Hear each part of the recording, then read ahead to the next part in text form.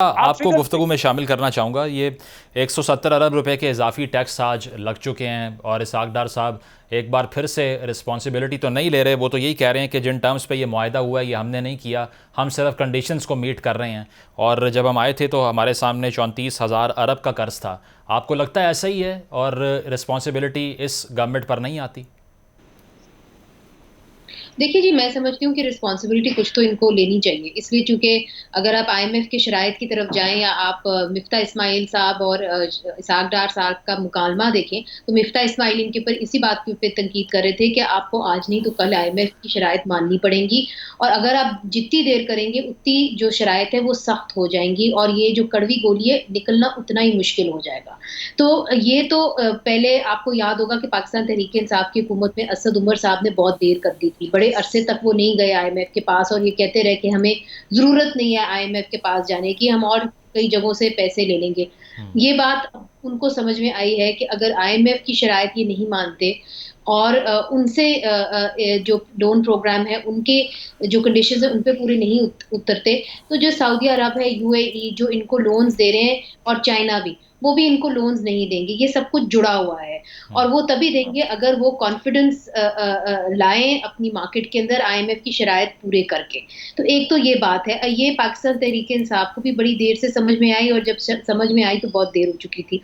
और ये बात इसहाक डार साहब को भी देर से समझ में आई मगर जो हमारी मालूमात है उसके मुताबिक इसहाक डार साहब ये कोशिश ज़रूर कर रहे थे कि जो गरीब तबका है उसको कम से कम जो है वो चोट जो है उस हर्ट होए। तो मेरा ख़्याल है कि इसहाक डार साहब ने आज जो बजट पेश किया है उसके खदोखाल तो हमने देखे हैं, डिटेल्स में हम नहीं देखा, मगर उसके अंदर जो लग्ज़री आइटम्स हैं उनके ऊपर टैक्स जो है उन्होंने नाफ़िज़ किया है, फिर बिज़नेस क्लास और फर्स्ट क्लास टिकट्स एरोप्लेन की, एयर फ्लाइट्स की उसके ऊपर टैक्स नाफ़िज़ किए हैं।